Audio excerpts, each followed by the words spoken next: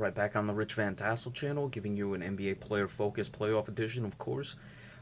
We're talking today about Shaun Livingston, the backup and reserve guard and point guard, really a glue guy, can play and defend a lot of positions, but that's Shaun Livingston. A guy who you've got to give a lot of credit to first and foremost for coming back from that horrific injury in his rookie season. A guy who never really complained about it, never, played the woe was me card and came back and, hasn't been obviously what you would expect from his career when he came in for such a young, explosive guy, but has gotten a championship, certainly found a niche in the NBA, and hats off to him.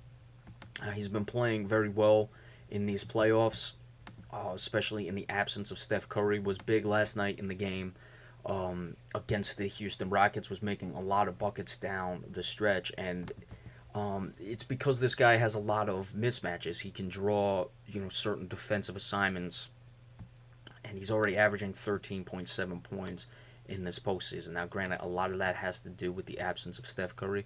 He's put up 16 in the last two games. Last night, 16 points, 5 rebounds, 3 assists. The game before, 16 points, 6 rebounds, or 6 assists, and 2 rebounds. 9 in the first game, but that was the last 2 was without Steph Curry. So certainly can do a lot of things on the court. They were saying last night he's a glue guy. That's the perfect way to put it. Reminds me a lot of Evan Turner on the Celtics. He's not really as big in the upper body as Evan Turner, but certainly similar guys who can run the point at that. Who can run the point at that size and can play all different types of positions. And of course, as we chronicled coming back from that injury, you were happy to see this guy get a championship ring last year. Now, a lot of things are going to be determined with Steph Curry coming back, when he can play, when he can't play. I would expect he's going to start playing very soon.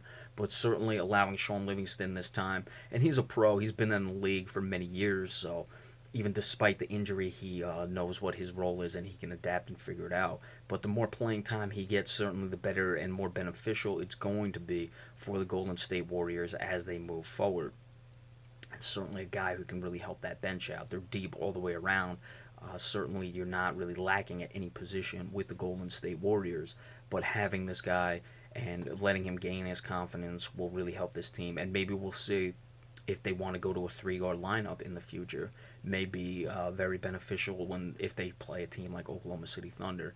Now, that may or may not happen because they would miss Oklahoma City in the second round. They would have to play San Antonio. But certainly against the team maybe like San Antonio as well, if you could have to put, when they play San Antonio, you would expect Kawhi Leonard, the Defensive Player of the Year, may draw a lot of assignments on Steph Curry.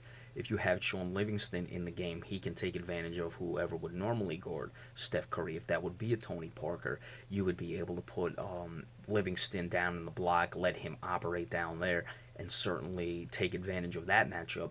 Would San Antonio switch? Who knows? That's, again, a series away or a series or two away. They may not even meet, but that's certainly going to be something to look forward to, and I would expect to see Steve Kerr do that. So it's certainly beneficial that he is getting his time now, Shaun Livingston, that is. And again, just hats off to him. We had talked about Paul George last week, a guy who's come back from injury. So you like to see these guys who are able to handle those. Obviously, Shaun Livingston's was a lot earlier on in his career than Paul George. Paul George was only 2 years ago.